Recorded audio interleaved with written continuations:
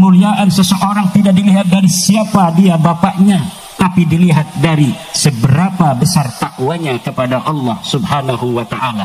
Setiap ajaran yang berbeda dengan itu wajib ditolak dan tidak boleh diterima, karena tidak ada sumber dari ajaran Islam, dari ajaran Allah Subhanahu wa ta'ala.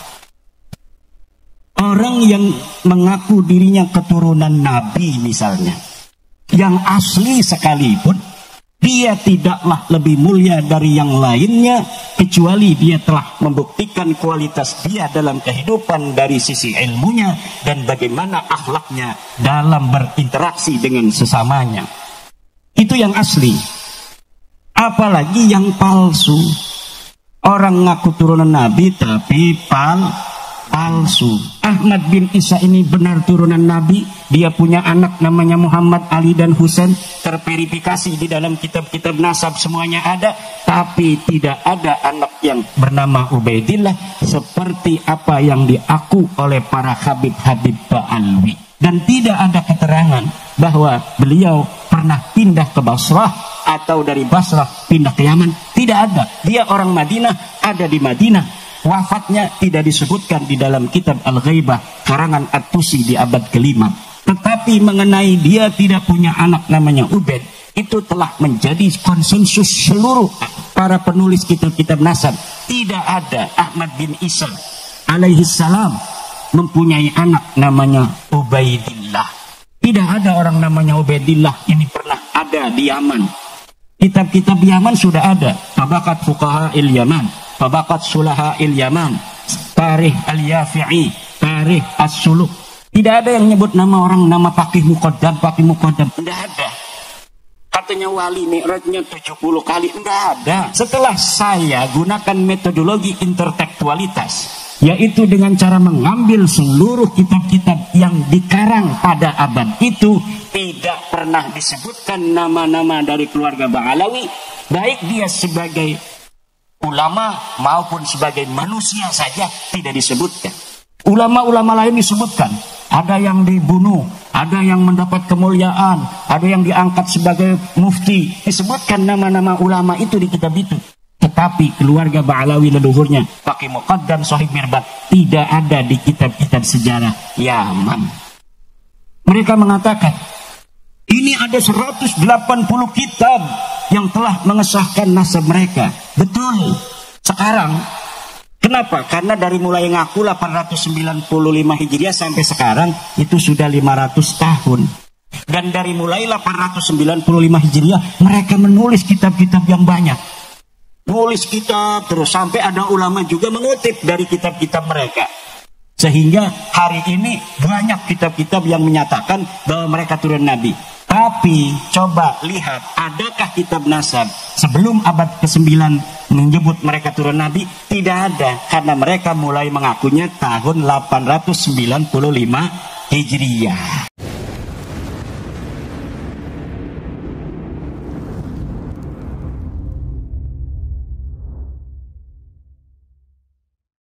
Bapak Ibu hadirin ma'asyiral muslimin rahimakumullah. Adanya pondok pesantren seperti Darul Ulum. Dar itu adalah maknanya mahallus sukna atau mahallus sukni, tempat menetap. Ulum itu artinya ilmu. Jadi Darul Ulum adalah tempat menetapnya ilmu Allah Subhanahu wa ta'ala. Karena kemuliaan manusia itu di sisi Allah Subhanahu wa ta'ala adalah berdasarkan takwa, dan ketinggian pangkat di dalam Islam adalah berdasarkan ilmu. Inna akramakum indallahi asqakum. Sesungguhnya orang yang paling mulia di antara kalian bukan dia yang paling banyak hartanya, bukan dia yang paling mewah mobilnya, tetapi asqakum, orang yang paling takwa di antara kalian. Yang tinggi pangkatnya di sisi Allah, di sisi agama Islam, bukanlah dia yang jadi ketua PWI Lampung Tengah, tetapi dia yang mempunyai ilmu. Yarfa'illahu alladhina amanu minkum walladzina utu, dan orang-orang yang diberikan ilmu. Kenapa pakainya utu ketika Allah Subhanahu wa ta'ala menerangkan tentang derajat agar orang berilmu tidak sombong dengan ilmunya? Utu itu adalah fi'il madhi majhul yang artinya diberikan ilmu. Tapi ketika Allah bicara tentang orang alim bukan dalam maqam derajat, maka Allah menggunakannya ulul ilmi, orang yang mempunyai ilmu. Syahidallahu annahu la ilaha illahu wal malaikatu wa ulul ilmi. Tidak menggunakan alladzina utul ilma, tapi menggunakannya ulul ilmi, orang-orang yang mempunyai ilmu. Kenapa? Karena itu bicara tentang kualitas, bukan bicara tentang darajah. Ketika bicara tentang darajah, Allah menggunakannya utul ilma, orang yang dikasih ilmu, agar orang berilmu tidak sombong dengan ilmunya. Sementara ajaran-ajaran lain selain ajaran Al-Quran, ajaran Al-Hadis tidak dibenarkan dalam ajaran Islam. Seperti jika ada orang yang mengatakan bahwa kemuliaan seseorang ditentukan oleh keturunannya. Siapa orang yang keturunan orang besar, maka dia orang yang paling mulia. Ini bukan ajaran Islam. Dalam Islam kemuliaan seseorang tidak dilihat dari siapa dia dilahirkan, tapi apa kualitas dia dalam kehidupan. Kemuliaan seseorang tidak dilihat dari siapa dia bapaknya, tapi dilihat dari seberapa besar takwanya kepada Allah Subhanahu wa ta'ala. Setiap ajaran yang berbeda dengan itu wajib ditolak dan tidak boleh diterima, karena tidak ada sumber dari ajaran Islam, dari ajaran Allah Subhanahu wa ta'ala. Orang yang mengaku dirinya keturunan Nabi misalnya, yang asli sekalipun, dia tidaklah lebih mulia dari yang lainnya, kecuali dia telah membuktikan kualitas dia dalam kehidupan dari sisi ilmunya dan bagaimana akhlaknya dalam berinteraksi dengan sesamanya. Itu yang asli. Apalagi yang palsu. Orang ngaku turunan Nabi tapi palsu. Saya ibu-ibu telah meneliti secara ilmiah bagaimana pengakuan-pengakuan orang yang selama ini mengaku sebagai keturunan baginda Nabi. Setelah diteliti secara ilmu sejarah, ilmu nasab, ternyata mereka bukan hanya bukan keturunan Nabi, tapi ternyata mereka bukan orang Arab acan. Dilihat dari ilmu nasab, tidak nyambung. Dilihat dari ilmu sejarah, fiktif. Nama-nama yang disebutkan sebagai luhur mereka ternyata adalah orang-orang yang tidak ada orangnya. Jejodok sawah. Disebutkan nama-namanya, tetapi kemudian tidak ada dilihat dari kesejarahan yang ditulis oleh ulama dari mulai abad ke-5, ke-6, ke-7, ke-8, ke-9. Tidak ada mereka disebut sebagai orang-orang yang mempunyai pangkat dalam kehidupan, baik sebagai orang kaya maupun sebagai ulama. Jangankan sebagai orang kaya yang mereka mengaku bahwa leluhur mereka pindah dari Irak ke Yaman membawa kekayaan berpuluh-puluh onta, ternyata itu cerita palsu belaka. Mereka mengaku bahwa mereka turunan Nabi yang pindah ke Yaman dari Irak. Ternyata saya telusuri, ketemu itu namanya. Memang Ahmad bin Isa adalah sebagai keturunan Nabi asli pakai sod. Dia ada di dalam kitab Tahdhibul Ansab 435 Hijriah. Dia ada di dalam kitab Muntaqilatut Talibiyah 470 Hijriah. Dia ada di dalam kitab Al-Majdi 490 Hijriah. Dia ada di dalam kitab Asy-Syajarah Al-Mubarakah 597 Hijriah. Dia ada di dalam kitab Al-Fahri 700 Hijriah. Dia ada di dalam kitab Al-Asili 787 Hijriah. dia ada di dalam kitab As-Sabatul Muson 780 Hijriah, dia juga ada di dalam kitab Umdatul Talib Al-Kubra 828 Hijriah. Tapi tidak disebutkan Ahmad bin Isa ini punya anak namanya Ubaidillah, di mana para Habib Ba'alawi mengaku sebagai keturunan Ubaidillah. Ahmad bin Isa ini benar turunan Nabi. Dia punya anak namanya Muhammad, Ali dan Husain. Terverifikasi di dalam kitab-kitab nasab semuanya ada. Tapi tidak ada anak yang bernama Ubaidillah seperti apa yang diaku oleh para Habib-Habib Ba'alawi. Tidak terverifikasi sebagai turunan Nabi. Tidak pula terverifikasi secara ilmu sejarah sebagai tokoh yang pernah ada di dunia ini di masa lalu. Jadi bukan hanya sebagai bukan keturunan Nabi, tapi juga nama Ubaid ini tidak pernah dilahirkan di muka bumi. Ubaid punya anak namanya Alwi. Saya telusuri dalam kitab-kitab sejarah yang banyak ditulis, tidak ada pernah dilahirkan orang bernama Alwi bin Ubaid. Katanya Alwi punya anak namanya Muhammad. Tidak pernah ada orang dilahirkan di dunia ini yang bernama Muhammad bin Alwi bin Ubaid. Muhammad bin Ali bin Ubaid tidak ada. Katanya punya anak namanya Alwi II. Tidak ada. Katanya punya anak yang apa namanya itu Ali Kolikosan. Tidak ada. Diceritakan di abad 9 Hijriah oleh seorang Ba'alawi namanya Ali As-Sakran. Katanya dia kalau tasyahud salam pada Rasulullah, Assalamualaikum ya Rasulullah, selalu mengulang-ulang sampai kemudian Rasulullah itu menjawab salamnya. Ternyata diverifikasi nama itu bukan nama Ali Kolikosam, leluhurnya Habib Ba'alawi. Ini yang saya teliti secara ilmiah dan sampai sekarang tidak ada jawaban untuk bagaimana mereka bisa membuktikan di abad di mana Ahmad bin Isa itu ada, yaitu 345 Hijriah. Apakah ada yang menyatakan bahwa Ahmad bin Isa punya anak namanya Ubaid? Mereka tidak bisa jawab. Katanya pindah dari Irak ke Yaman. Mana kitab yang menyebutkan sebelum abad ke-9? Di mana mereka mengaku di abad 9 itu sebagai turunan Nabi? Sebelumnya mana kitab satu saja kitab nasab yang menyatakan mereka turunan Nabi? Tidak ada. Padahal kitab nasab banyak ditulis di sepanjang tahun antara 345 sampai 895 Hijriah. Kemudian saya tanya lagi, adakah satu kitab saja yang menyatakan bahwa Ahmad bin Isa ini pindah dari Basrah ke Yaman? Tidak ada.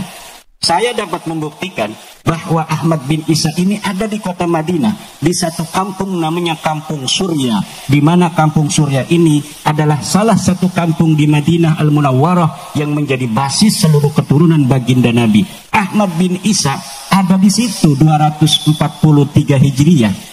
Dan tidak ada keterangan bahwa beliau pernah pindah ke Basrah atau dari Basrah pindah ke Yaman. Tidak ada. Dia orang Madinah, ada di Madinah. Wafatnya tidak disebutkan di dalam kitab Al-Ghaibah karangan At-Tusi di abad ke-5. Tetapi mengenai dia tidak punya anak namanya Ubaid, itu telah menjadi konsensus seluruh para penulis kitab-kitab nasab. Tidak ada Ahmad bin Isa alaihi salam mempunyai anak namanya Ubaidillah. Tidak ada orang namanya Ubaidillah ini pernah ada di Yaman. Kitab-kitab Yaman sudah ada. Tabaqat Fuqaha il-Yaman, Tabaqat Sulaha il-Yaman, Tarikh al-Yafi'i, Tarikh as-Suluk. Tidak ada yang nyebut nama orang nama Faqih Muqaddam, Faqih Muqaddam. Tidak ada. Katanya wali mi'rajnya 70 kali. Tidak ada. Kalau Syekh Abdul Qadir Al-Jailani disebutkan sebagai seorang waliullah, itu ada di dalam kitab-kitab yang dimana dia lahir, dia hidup, itu ada ulama-ulama lain yang mencatat keberadaannya. Hari ini Imaduddin Usman ada di dunia ini tahun 2024. Nyari aja di Google Imaduddin Usman, akan banyak berita tentang Imaduddin Usman. Itu ditulis oleh orang lain membuktikan eksistensinya pernah ada. Kalau misalnya 1000 tahun lagi mau dicari, pernahkah ada di Lampung seorang bernama Kiai Ulin Nuha yang ada di Lempuyang? Pas dicari data-data masa lalu tahun 2024 ada berita Kiai Imaduddin Usman mendatangi pondok pesantren Darul Ulum asuhan Kiai Haji Ulin Nuha Al-Hafidh. Ada yang nulis ternyata, itu bisa ditelusuri. Dan kalau orang berbohong tentang sejarah, serapi-rapinya dia berbohong, pasti akan ketahuan dengan teori dan metodologi para ahli filologi dan para ahli teks. Jadi cara untuk mengungkap kepalsuan sejarah itu bisa ditelusuri dengan metodologi studi teks dan studi intertekstualitas. Contohnya begini, ada orang nyalon bupati, dia punya ijazah Madrasah Aliyah Darul Ulum 2024, nyalonnya ini 2070 misalnya atau 2050. Dicurigai ijazahnya palsu, aliyah dari Darul Ulumnya. Kenapa dicurigai palsu? Karena ada data dari Kementerian Agama, lulusan Darul Ulum tahun 2024 dan tidak ada namanya. Ini membuktikan ijazah yang dikeluarkan itu yang dia jadikan syarat sebagai calon bupati adalah ijazah palsu. Kalau dia belum menerima juga bisa ditelusuri dengan nama-nama yang ada di Kemendag itu, diparanin satu-satu, ditanyain, punya temen nggak ini calon bupati? Nggak ada. Itu berarti menunjukkan ijazahnya adalah ijazah palsu. Atau ngaku-ngaku sebagai pengurus PCNU Lampung Tengah. Dia ngaku mau jadi menteri agama, dipanggil sama presiden. Bapak, saya mau angkat sebagai menteri agama, tapi harus ada syaratnya apa? Pernah menjadi pengurus PCNU. Oh ada, saya pengurus PCNU di Lampung Tengah. Dia bikin itu SK yang dari pusat PBNU, dia cantumin namanya dengan menghapus satu nama lainnya. Bagaimana cara mengetahui bahwa dia SK-nya palsu? Dengan teori metodologi intertekstualitas, yaitu muqabalatun nusakh, dengan membandingkan SK yang satu dengan SK yang lain yang dimiliki dalam tahun yang sama. Tentu misalnya kayak Nur Hadi sebagai ketua PCNU yang mendapat SK dari PBNU 2024, kan ada nama-nama di bawahnya. Dibandingkan, misalnya calon bupatinya namanya Samlawi, ketua PCNU Kiai Haji Nur Hadi, terus ada nama-namanya. Dia nyelipin sebagai wakil bendahara PCNU Lampung Tengah tahun 2024. Pas dilihat punya Kiai Nur Hadi, tidak ada nama Samlawi ini sebagai wakil bendahara. Kemudian sekretarisnya Kiai Nur Hadi yang sekarang juga hadir sebagai bendahara atau wakil sekretaris PCNU. Ditanya, mana SK kamu tahun 2024? Ini SK saya. Dilihat lagi bener nggak ada nama Samlawi. Yang ada nama Samlawi hanya di SK-nya punya Samlawi ini. Ini membuktikan bahwa pengakuan Samlawi ini sebagai pengurus PCNU di Lampung Tengah adalah palsu. Dan itu yang saya lakukan untuk mengetahui kepalsuan sejarah Ba'alwi. Dia menulis dalam kitabnya tahun 895 Hijriah bahwa kakeknya namanya Faqih Muqaddam ada di kota Tarim sebagai ulama mujtahid mutlak. Kemudian mempunyai ayah namanya Ali, punya kakek ulama besar Muhammad Sohib Mirbat yang menyebarkan madhab Syafi'i yang ada di Yaman. Kemudian punya ayah Muhammad Sohib Mirbat ini namanya Ali Qoli Qosam yang juga ulama besar. Setelah saya gunakan metodologi intertekstualitas, yaitu dengan cara mengambil seluruh kitab-kitab yang dikarang pada abad itu, tidak pernah disebutkan nama-nama dari keluarga Ba'alawi, baik dia sebagai ulama maupun sebagai manusia saja tidak disebutkan. Ulama-ulama lain disebutkan, ada yang dibunuh, ada yang mendapat kemuliaan, ada yang diangkat sebagai mufti, disebutkan nama-nama ulama itu di kitab itu. Tetapi keluarga Ba'alawi leluhurnya Faqih Muqaddam Sohib Mirbat tidak ada di kitab-kitab sejarah Yaman. Mereka mengatakan ini ada 180 kitab yang telah mengesahkan nasab mereka. Betul. Sekarang Kenapa? Karena dari mulai ngaku 895 Hijriah sampai sekarang itu sudah 500 tahun. Dan dari mulai 895 Hijriah mereka menulis kitab-kitab yang banyak. Nulis kitab terus sampai ada ulama juga mengutip dari kitab-kitab mereka. Sehingga hari ini banyak kitab-kitab yang menyatakan bahwa mereka turun Nabi. Tapi coba lihat, adakah kitab nasab sebelum abad ke-9 menyebut mereka turun Nabi? Tidak ada, karena mereka mulai mengakunya tahun 895 Hijriah. Ini barokah banget ini. Gerimis-gerimis, alhamdulillah. Nah ini ibu-ibu, para ibu-ibu muslimat ini seragamnya di depan ini muslimat beda ya. Di belakang itu muslimat beda. Seragamnya sama tapi ya. Bapak-bapak nggak pernah punya seragam NU, ngaku orang NU. Siapa kita NU? Tapi dulu rumahnya nggak punya batik NU. Tapi ibu-ibu, kadang-kadang satu ibu muslimat punya 3 seragam. Yang satu sudah lunas, yang 2 belum. Betul. Barokah insya Allah. Daripada kita ngeredit motor, lebih baik kita ngeredit baju muslimat. Insya Allah. Siapa orang yang ngurusi NU? Ngurusi NU ya, bukan pengurus NU. Mau pengurus mau bukan, tapi dia mau ngurusi NU, kata Mbah Hasim, maka dia akan kuanggap sebagai santriku. Siapa orang yang telah aku anggap sebagai santriku, maka aku akan doakan dia dan anak keturunannya husnul khatimah. Amin ya Allah ya Rabbal alamin. NU ini besar ibu-ibu, kekuatannya luar biasa untuk menjaga negara kesatuan Republik Indonesia. Dan NU ini memberikan sumbangsih besar terhadap bangsa kita, terhadap negara kita. Berbagai macam dinamika kebangsaan, di mana di situ ada ancaman-ancaman integrasi dari musuh-musuh kita, musuh negara, dapat dilewati oleh negara kita. Di antaranya yang paling utama adalah karena ada sumbangsih Nahdlatul Ulama di sana.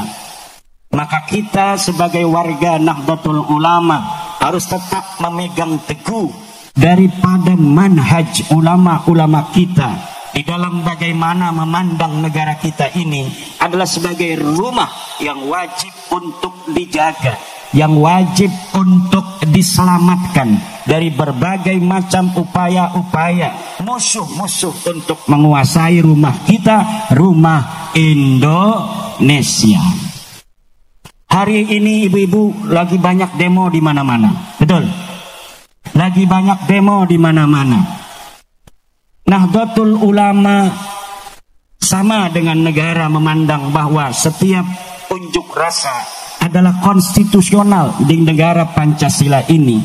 Tetapi bagi Nahdlatul Ulama, keamanan dan ketertiban negara kita adalah yang paling utama. Coba lihat, 32 tahun Nahdlatul Ulama dimarginalkan oleh Soeharto, tetapi Nahdlatul Ulama tidak pernah marah. Pengusaha-pengusaha rokok, pengusaha tembakau, pengusaha tebu yang kaya raya tahun 50-60, kemudian hancur usahanya ketika zaman Orde Baru, sehingga NU betul-betul tidak memiliki sumber daya ekonomi. Kemudian dulu kita kaya raya, Bu. NU itu kaya raya. Di kampung saya, ranting Ansor itu punya banser punya marching band. Sekarang tingkat kecamatan nggak punya marching band. Kenapa? Dulu itu ekonomi kita dengan usaha ekonomi yang kita lakukan itu berjalan. Sejak zaman Soeharto ekonomi kita ditutup, tapi NU tidak pernah purik, NU tidak pernah pundung demi negara kesatuan Republik Indonesia.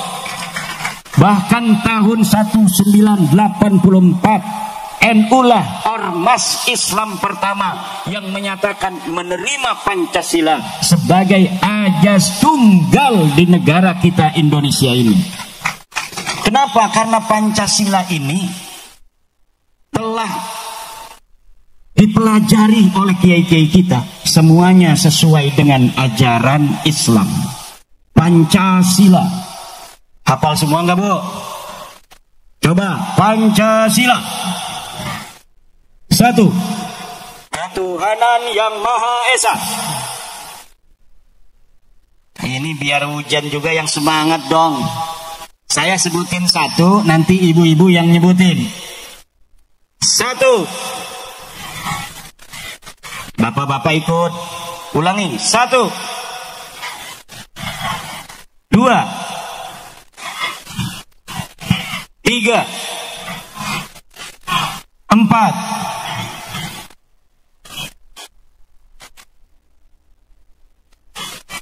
5. Adakah dari 5 dasar Pancasila itu yang bertentangan dengan agama Islam? Tidak ada. 1 ketuhanan yang Maha Esa. Ini sesuai dengan ajaran agama kita, qul huwallahu ahad, bahwa Tuhan hanyalah 1, yaitu Allah Subhanahu wa ta'ala. Kemanusiaan yang adil dan beradab, apakah ini bertentangan dengan Islam? Tidak, karena memang menurut agama Islam kemanusiaan itu adil, artinya sama semua manusia di hadapan Allah Subhanahu wa ta'ala. Semua bangsa Indonesia di hadapan Negara Kesatuan Republik Indonesia adalah sama. Tidak ada di antara warga negara Indonesia yang terdiri dari 700 suku, 1000 bahasa yang dibedakan dalam pandangan negara. Seluruh warga negara Indonesia, baik dia dari Aceh, dia dari Palembang, dia dari Minang, dari Jambi, dari Lampung, dari Banten, dari Jogja, dari Surabaya, dari Bali, dari NTT, dari Papua, dari Maluku, dari Sulawesi, dari Kalimantan, semuanya sama di hadapan Negara Kesatuan Republik Indonesia. Tidak ada yang dibedakan antara satu dengan yang lainnya, mempunyai hak dan kewajiban yang sama. Ini adalah sesuai dengan Al-Quran, inna akramakum indallahi atqakum. 3. Persatuan Indonesia. Persatuan ini adalah hal juga yang ditekankan oleh agama, agar seluruh umat Islam bersatu dalam satu barisan untuk menghadapi musuh-musuhnya dalam konteks kebangsaan dan kenegaraan kita. Seluruh suku bangsa yang ada di Indonesia yang telah berikrar bersatu di dalam mewujudkan Negara Kesatuan Republik Indonesia ini harus berseru, Indonesia bersatu. Marilah kita berseru, Indonesia bersatu. Ini telah digariskan oleh para leluhur-leluhur kita, yang dikarang oleh Wage Rudolf Supratman. Supratman apa Supratman? Wage Rudolf Supratman. Jangan dikira ini bukan Islam, Ibu. Wih, namanya Wage Rudolf. Wage Rudolf itu nama keren, tambahan. Nama aslinya Supratman, seorang saleh, muslim yang saleh. Saya waktu SD ngiranya bukan Islam. Namanya Wage Rudolf. Tapi ternyata beliau adalah seorang muslim. Marilah kita berseru, Indonesia bersatu. Kemudian kerakyatan yang dipimpin oleh hikmah kebijaksanaan dalam permusyawaratan perwakilan. Ini adalah musyawarah yang ditekankan oleh Al-Quran, ditekankan oleh Al-Hadis, ditekankan di dalam ijma' ulama, qiyas, dan seluruh perangkat-perangkat hukum dalam Islam, yaitu adalah musyawarah dan mufakat. Di situ ada demokrasi, one man one vote, itu ketika musyawarah deadlock. Jika musyawarah deadlock, tidak bisa lagi ada jalan lain, maka baru one man one vote, satu orang satu suara. Sebenarnya inilah ajaran Islam yang sesungguhnya, Pancasila. Dan yang kelima apa? keadilan sosial bagi seluruh rakyat Indonesia. Keadilan sosial bagi seluruh rakyat Indonesia ini juga adalah ajaran Islam. Keadilan ini adalah ajaran Islam. Harus adil, negara harus adil pada seluruh rakyatnya, baik dia itu yang memilihnya dalam pemilu maupun tidak. Tidak boleh bupati misalnya dari PDI, kemudian di desa ini yang menang Golkar, desa itu dibiarkan tidak dibangun. Tidak boleh. Tidak boleh seorang kepala desa ketika kampung ini nggak memilih dia, kemudian nggak dibangun jalannya oleh kepala desa. Ketika dia sudah jadi kepala desa, ketika dia sudah jadi bupati, ketika dia sudah jadi presiden, maka dia bukanlah presiden pemilih, tapi presiden bagi seluruh bangsa Indonesia. Ada yang tidak puas mengkritik, ada yang tidak puas demonstrasi, biarkan, karena ini adalah negara kesatuan Republik Indonesia yang berdasarkan Pancasila, di mana boleh setiap orang untuk mengekspresikan pemikirannya, mengekspresikan kritiknya. Yang penting dilakukan dengan cara-cara yang konstitusional, dengan tertib dan tidak anarkis. Dengarkan saja apa kemauannya ini para pendemo, dicatat yang bisa dilaksanakan sekarang. Sekarang yang tidak bisa dilaksanakan langsung dijanjikan, agar apa? Semuanya dapat kembali menjadi tentram demi persatuan negara kita, negara kesatuan Republik Indonesia. Tidak ada sesuatu yang tidak bisa dibicarakan, tidak ada sesuatu yang tidak bisa diselesaikan dengan musyawarah. Semuanya bisa. Semuanya bisa. Kita sekarang ini telah mendengarkan pidato Bapak Presiden kita. Bagaimana cita-citanya untuk membawa negara kita menjadi negara yang hebat, negara yang betul-betul akan menjadi negara yang membanggakan dalam kontestasi politik global. Bagaimana beliau berceramah di depan para pemimpin-pemimpin dunia di Mesir kemarin dalam pembelaannya terhadap Palestina. Saudara-saudara kita di Palestina masih dijajah oleh Israel, dijajah di dalam fisik, dijajah di dalam sejarah. Sejarah orang Palestina dirubah. Katanya orang Palestina ini walaupun sudah ribuan tahun berada di Palestina, tetapi kami, kata orang Israel, lebih dulu leluhur kami ada di Palestina. Ini sejarahnya, ini bukti kuburannya. Dibikin kuburannya yang palsu 300 di Palestina, kemudian ditaruh angka ribuan tahun yang lalu, sehingga dengan sejarah palsu ini kemudian baik secara fisik dikuasai, secara mental pun dikuasai. Karena pemalsuan makam itu adalah salah satu metodologi bagaimana makam di suatu kampung itu dibikin dengan angka yang tua, untuk kemudian ada orang yang hari ini mengaku sebagai keturunannya, agar orang-orang kampung itu dapat dikuasai dari kesejarahan yang diawali dengan pembuatan makam palsu. Dan ini sudah terjadi di Indonesia. PWI yang lahir dari rahim Nahdlatul Ulama siap untuk berjuang untuk mengakhiri segala kezaliman orang-orang yang ingin merubah sejarah bangsa kita, sejarah negara kita, yang katanya tanggal 17 Agustus 1945 bukan ditentukan oleh para kiai, bukan ditentukan oleh putra-putri Indonesia, tapi ditentukan oleh seorang khatib. Bahwa yang bikin Pancasila lambang Garuda itu seorang Habib. Bahwa Insinyur Soekarno punya gurunya Habib. Bahwa Syekh Hasyim Asy'ari punya gurunya Habib. Bahwa pendiri Nahdlatul Ulama adalah Habib. Yang anehnya Habib yang satu ngomong pendiri NU Habib Habib Hasim, yang satunya ngomong Habib yang lainnya lagi.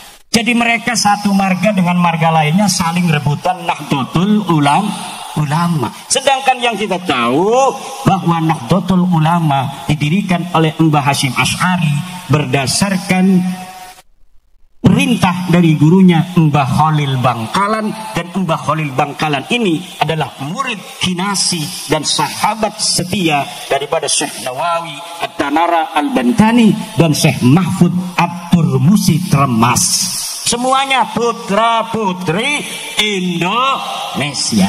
Ini tugasnya berat, Kiai Husnan. Jangan selawatan aja. Ini coba lihat kanan kiri, ada nggak makam-makam palsu ini di Lempuyang, di Lampung Tengah? Kalau ada, jangan main pukul aja, jangan main ratakan. Kayak teman-teman kita di Madiun, baru dilantik hari ini, besok 6 makam hancur. Katanya itu makam palsu. Tapi dirapatkan dulu, tanya sama orang sekampung, ini bapak ketua kampung, Kasun, kepala dusun, apakah tahu ini makam siapa? Katanya namanya Habib Soleh. Betul nggak zaman dulu ini ada namanya Habib Soleh yang pernah tinggal di sini? Kata kepala kampung, nggak ada. Kapan ini ada makam? Baru 2 bulan yang lalu. Sebelumnya nggak ada makam, nggak ada. Katanya ini dapat dari mimpi.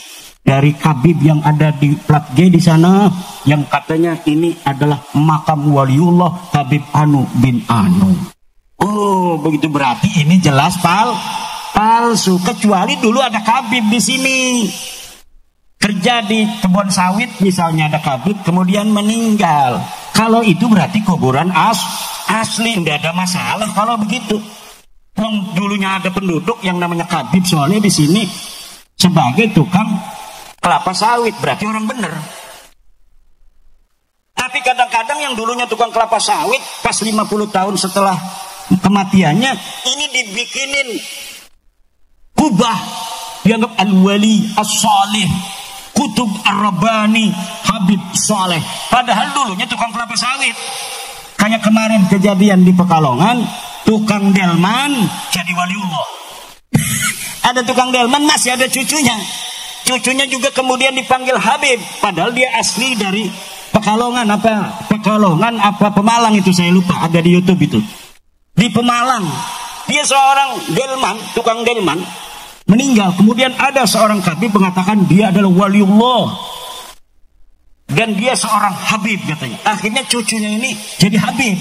Nah kemarin ketika sudah ada PWI ini ditelusuri kesejarahannya, kemudian cucunya pun mengakui bahwa memang ini dapat seorang Habib dan tidak ada sebuah riwayat pun yang menyatakan keluarganya seorang Ba'lawi. Ini yang terjadi dan kita memohon kepada aparatur pemerintah juga untuk ikut berpartisipasi dalam menjaga leluhur kita. Kalau kita melihat hari ini sih mungkin belum begitu berarti. Kenapa? Karena mereka malu-malu untuk mengatakannya di hadapan publik. Tetapi ketika dibiarkan 100 tahun lagi kemudian menjadi sebuah pengetahuan umum bahwa di sini ada makam Habib Soleh di Kampung Lempuyang, Lampung Tengah, maka ini kemudian menjadi kebenaran mutlak. Karena sudah berjalan 100 tahun tidak ada yang menginterupsi. Akhirnya diyakini sebagai kebenaran. Dan nanti kesejarahan orang Lempuyang ini kemudian menjadi hilang. Yang ada sejarah palsu dari makam palsu itu, yang orangnya pun tidak ada, namanya pun dulu tidak ada. Dibikinlah kesejarahan. Yang pertama kali datang ke Kampung Lempuyang di Lampung Tengah adalah Al-Habib Saleh Marga bin Yahya misalnya. Kemudian dikaranglah cerita-ceritanya. Dia datang dengan membawa manggar kelapa sawit dari langit, kemudian dia jatuh di situ dan mendirikan kampung yang sekarang namanya Kampung Lempuyang. Bisa begitu. Kalau tidak diinterupsi, nanti lama-kelamaan dianggap sebuah kebenaran. Dan inilah yang terjadi di beberapa daerah, di beberapa negara, terutama di Palestina, yang kesejarahannya kemudian direbut oleh Israel yang mengaku sebagai keturunan Nabi Yakub. Ternyata pas tes DNA di Israel itu hanya 10% orang yang betul-betul keturunan Nabi Yakub. 90%-nya itu bukan keturunan Nabi Yakub. Ada yang berhaplogrupnya J1, 10% orang yang mengaku keturunan Nabi Yakub itu yang benar. Yang J1 ini sama dengan keturunan Nabi Muhammad hari ini. Keturunan Nabi Muhammad hari ini sama dengan keturunan Yahudi asli. Kenapa? Karena kakeknya satu, yaitu Nabi Ibrahim alaihis salam. Jadi turunan Yahudi asli, turunan Nabi Ibrahim, Nabi Yakub, itu haplogrupnya J1. Turunan Nabi Ibrahim ke Nabi Ismail, ke Adnan, ke Abdul Muthalib, ke Sayyidina Ali, ke Nabi Muhammad, ke Abbas, itu haplogrupnya J1. Nah, orang-orang Israel ini yang ngaku sebagai keturunan Nabi Yakub ini, ternyata ketika dites DNA, mayoritas mereka bukan keturunan Nabi Yakub, bukan keturunan Nabi Ibrahim. Bahkan 10% lagi diantaranya adalah haplogrup G, sama dengan Ba'lawi yang ada di Indonesia. Apa itu haplogrup G? Orang yang beragama Yahudi yang mengaku keturunan Nabi Yakub, padahal mereka bukan keturunan Nabi Yakub. Mereka masuk Islam ngaku turunan Nabi Muhammad, padahal haplogrupnya G sama orang Kaukasus. Masuk ke India, dia jadi suku Paswan, ini beragama Hindu, dia mengaku sebagai keturunan Dursusana. Yang animisme di Kalas di India, dia mengaku sebagai keturunan Alexander Agung. Jadi mereka rajin ngaku-ngaku keturunan orang mulia, turunan orang besar, padahal mereka bukan keturunan siapa-siapa. Dengan menulis narasi turunan orang besar, kemudian diyakini oleh orang-orang sekitarnya, makanya orang sekitar itu kemudian menjadi rendah, dia menonjolkan diri. Nah, ini yang harus cerdas kita sebagai bangsa Nusantara yang merupakan keturunan para raja-raja besar di masa lalu. Bapak-bapak harus ingat bahwa bangsa Nusantara ini peradabannya secara arkeologis adalah salah satu bangsa yang memiliki heritage, warisan yang bisa dibuktikan hari ini. Berapa banyak yang orang Magelang? Di Magelang ada Candi Borobudur, ada Candi Prambanan. Di Jawa Tengah itu ada Candi Kalas, ada Candi Roro Jonggrang. Itu membuktikan bahwa teknologi orang tua kita di masa lalu itu teknologi yang standar internasional. Hanya ada di beberapa peradaban dunia, seperti di Mesir, seperti di Yunani, dan diantaranya adalah leluhur kita bersama, bangsa Nusantara yang begitu cerdas, mampu membangun satu bangunan yang bisa bertahan ribuan tahun seperti Candi Borobudur. Sebelum Belanda datang kemari, Pak, orang Jawa Tengah itu sudah ada pabrik meriam. Sebelum Belanda datang kita dijajah, orang-orang Banten sudah mempunyai pabrik senapan. Zaman Sultan Ageng Tirtayasa sudah ada pabrik senjata seperti Pindad. Sudah ada senjata laras pendek, sudah ada senjata laras panjang. Tapi kemudian ketika Belanda datang, peradaban kita sejarahnya dirubah. Orang-orang Portugis itu, Bapak, datang ke Indonesia ini yang dulu namanya Nusantara, sampai di perairan Banten itu melihat bagaimana angkatan laut Banten itu diperkuat oleh armada tempur angkatan laut yang lebarnya kapal induk Banten itu lebih hebat dari kapal induk Portugis. Dari sisi panjangnya itu kalah luar biasa orang Portugis. Makanya orang Portugis itu takut apabila menghadapi kekuatan militer dari bangsa Nusantara. Orang Demak, orang Jepara itu menghancurkan Portugis yang ada di Malaysia. Jadi Malaysia itu merdeka dari Portugis oleh siapa? Oleh orang Jepara, oleh orang Demak masa lalu. Karena angkatan laut yang paling tua, yang paling hebat adalah Demak. Kemudian setelah Demak hancur, digantikan oleh Cirebon, digantikan oleh Banten, digantikan oleh Mataram. Tapi Mataram itu yang paling hebat adalah angkatan darat, karena mereka tidak berada istananya itu di pinggir pantai. Yang paling hebat adalah angkatan darat. Tapi kalau Banten dan Cirebon, Aceh itu yang paling hebat adalah angkatan laut. Angkatan udaranya ada enggak? Tidak ada. Karena zaman dulu belum ditemukan teknologi kapal terbang. Pesawat itu belum ada. Tetapi senjata itu sama hampir seluruh dunia ketika itu. Di antara mereka yang menemukan teknologi bagaimana itu membuat senjata, di antaranya adalah bangsa kita ini yang sudah mempunyai senjata senapan sejak tahun 1600. Jadi bangsa Nusantara apabila tidak dijajah dan kemudian sejarahnya tidak dirubah bahwa orang Nusantara turunan budak ini oleh Belanda kita dirubah. Bagaimana silsilah Wali Songo hari ini dirubah ke Balawi? Itu adalah manuskrip kolonial di mana mereka bersatu dulu untuk menjajah kita, sehingga kita kemudian tidak mempunyai jati diri, dan waktunya sudah selesai.